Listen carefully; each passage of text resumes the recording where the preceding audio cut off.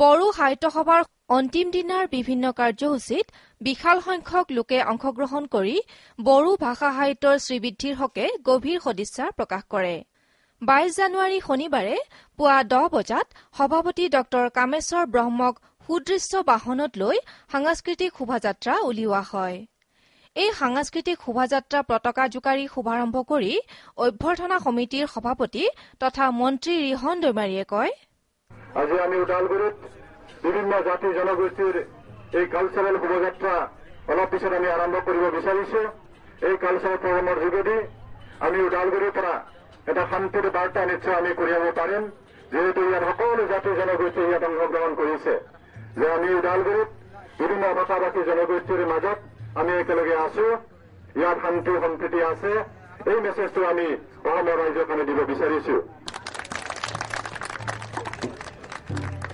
সাংস্কৃতিক শোভাযাত্ৰাত বড়ো, ৰাভা, চাওতালী, নেপালী, বৰ্মন আদি বিভিন্ন জনগোষ্ঠীৰ লোকে অংশগ্ৰহণ কৰে।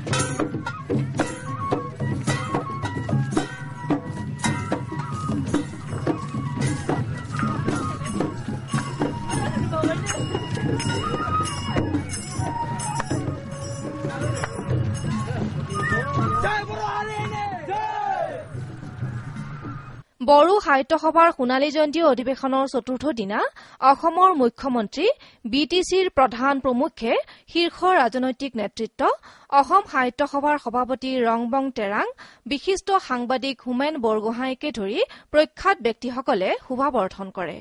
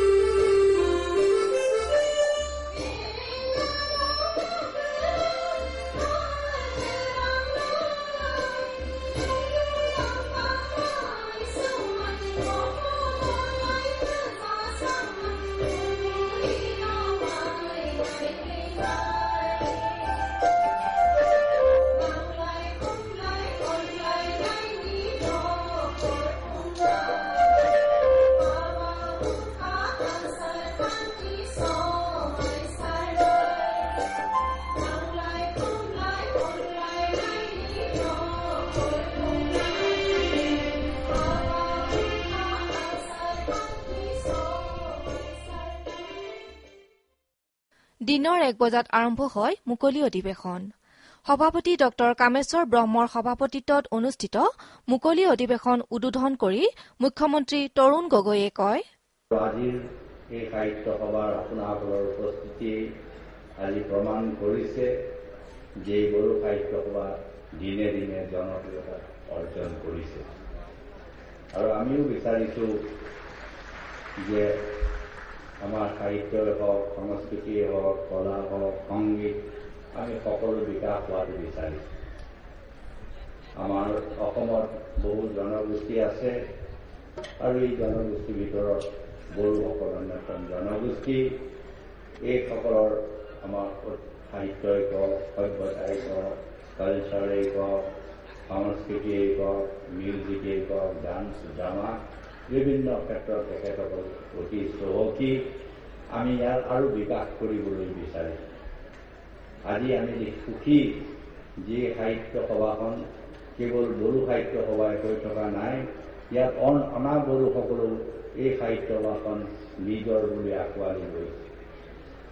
আৰু এইটোৱে আমি বিচাৰিছোঁ অসমত যিমান জনগোষ্ঠী আছে তেখেতসকলৰ নিজৰ নিজৰ সাহিত্যই কওক, সংস্কৃতিয়েই কওক, এই সকলোবোৰ লৈহে আমি বৃহত্তৰ অসমীয়া জাতি গঠন কৰিব বিচাৰিছোঁ। এই প্ৰত্যেকটো সাহিত্য সভা সংস্কৃতি আমি বিকাশ কৰিবলৈ বিচাৰিছোঁ।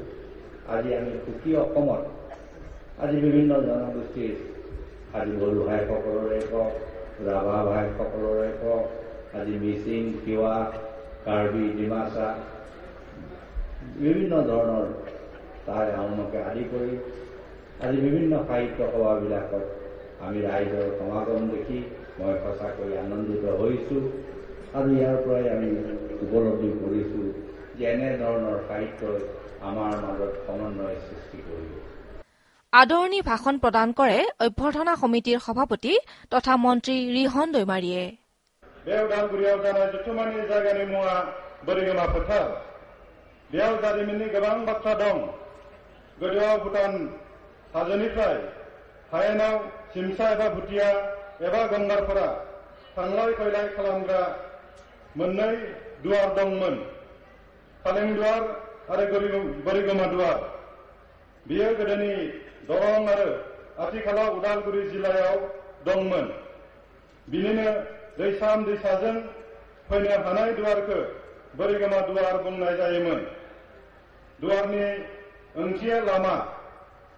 बे लामाफोरजोंनो भुटाननि सिमसाफोरा 1962 मायथाइनि चीना दावहासिम उदालगुरिनि हायेन ओनसोलाव ओंखारबोनानै लोगोआव गराय, सैमा, जाब्रां आरो गोबां मुवा लाबोफानानै बर' राभा गामिफोराव सुबुं न'खरफोरजों खुरमा खानानै लायोमोन आरो मुवाफोर सोलाय सोल' खालामोमोन। ইয়াৰ পিছতে সভাপতি ড কামেশ্বৰ ব্ৰহ্মৰ শাৰীৰিক অসুস্থতাৰ বাবে উপসভাপতি বিশ্বেশ্বৰ বসুমতাৰীয়ে সভাপতিৰ অভিভাষণ পাঠ কৰে। एना-एनिखौ नागारनानै गोरोबलायनायनि गेजेरजों हाबा मावलाङाब्ला बर' हारिया दा जा एसे गसंथानो हादों बेखौबो जों गोमानांगोन आरो दावगानो नागारै जोङो फासयफिननांगोनसो। बेनिखायनो हारिखौ जौगाहोनो थाखाय खौसे हाबा मावनो बर' थुनलाइ आफादनिफ्राय बयखौबो हांख्रायनाय जाबाय। मानगोनां रायजो राजाफोर, मोनसे गोजोनथाव बाथ्रा बेनोदि बर' मेलेमजिबि, समाज दैदेनगिरि, राजखान्थि दोलोनि दैदेनगिरि, हाथियार दोनथ'नाय एनडिएफबि दैदेनगिरि, बर' थुनलाइ आफादगिरि, बर' थुनलाइ आफाद, बर' फरायसा आफादजों लोगोसे गुबुन बर'नि गौथुमफोरनि दैदेनगिरिफोरखौ लानानै बर' रायजो राजा ज' जानानै थांनाय सेप्तेम्बर दाननि 10 खालारखालि बरमा फरायसालिमानि गेलेग्रा फोथाराव लिंथुमग्रा आफादनि गाहाय लिंथुमगिरि बिटिसिनि गाहाय मावफुंगिरि मानगोनां मुस्रि खाम्फा बरगयारिनि हांख्रायनायाव बर' जथुम्मा एबा बर' नेशनेल कन्भेन्सन जथुम्मा गाजा गोमजायै जालाङो। बे जथुम्मायाव गासैबो गौथुमनि दैदेनगिरिफ्रा फंसे रावजों बयबो गोजोन थासारिखौ हास्थायो आरो बर' हारिनि जौगानायनि थाखाय ज' जानानै हाबा मावलांनो थिरांथा लायो। लोगोसे बे जथुम्मायावनो गावजों गाव बुथारलायनाय सिथारलायनाय हिंसा हिंसिखौ ज्राब नागारलायनांगौ होनना समायखिरा लालायनाय जायो। बेनि उनाव थांनाय नभेम्बर दाननि 18 आरो 19 खालारखालि साननैनि हाबाफारि लानानै नैथि बर' हारिमायारि जथुम्मा खुंनाय जायो। बे जथुम्मायावनो गोथौयै आरो गुवारै सावरायनानै बर'नि जेंना जेंगोना मोजां गाज्रिनि गासैबो बिथिंजों दिथा होनाय बायदि हाबा मावनो बर' नेशनेल कनफारेन्स मुंनि मोनसे गोख्रों आफाद दानाय जायो। जों मिजिं खालामनो हायो बर' हारिनि गेजेराव थांनाय दिनफोराव नुजानाय हिंसा हिंसि, नायलायनो हायै, सहायलायनो हायै, फोथायलायनाय गैयै, गावजों गाव बुथारलायनाय, लांखारलायनाय गाज्रि आखुफ्रा आरोबाव नुजानाय नंलिया जोंनि गेजेराव। সাহিত্য সভাৰ স্বৰ্ণ জয়ন্তী অধিৱেশনত মুখ্য অতিথি হিচাপে যোগদান কৰি অসম সাহিত্য সভাৰ প্ৰাক্তন সভাপতি তথা বিশিষ্ট সাহিত্যিক সাংবাদিক হোমেন বৰগোহাঁইয়ে বড়ো সাহিত্য সভাৰ বিকাশৰ বাবে কেইবাটাও গুৰুত্বপূৰ্ণ মন্তব্য কৰে। বড়ো সাহিত্য সভাই আমালৈ পঠোৱা নিমন্ত্ৰণী চিঠি এনে এটা প্ৰাৰ্থনা সন্নিৱিষ্ট কৰা হৈছে। বড়ো ভাষা বিকশিত হওক, বড়ো সাহিত্য প্ৰসাৰিত হওক, বড়ো সাহিত্য সভা দীৰ্ঘায়ু হওক। এই প্ৰাৰ্থনাৰ লগত মই নিজৰ কণ্ঠস্বৰ যুক্ত কৰি ক'ব খোজো, বড়ো ভাষা বিকশিত হওক, বড়ো সাহিত্য প্ৰসাৰিত হওক, বড়ো ভাষা দীৰ্ঘায়ু হওক। বড়ো ভাষা আৰু সাহিত্যৰ বিকাশ আৰু প্ৰসাৰ অবিসম্ভাৱী। কাৰণ বড়ো জাতিৰ যি বজ্ৰকঠোৰ সংকল্প আৰু সৃজনী প্ৰতিভা হাজাৰ হাজাৰ বছৰ ধৰি মৌখিক সাহিত্য ৰূপত থকা বড়ো সাহিত্য লিখিত ৰূপ দি তাক মাত্ৰ এটা শতাব্দীৰ ভিতৰতে এক আধুনিক উন্নত সাহিত্যত পৰিণত কৰিছে। বড়ো ভাষা আৰু সাহিত্য নিত্য নৱ বিকাশৰ পথলৈ আগবঢ়াই লৈ গৈ থাকিব। বড়ো ভাষাৰ এই সমগ্ৰ উত্থানে মোক মনত পেলাই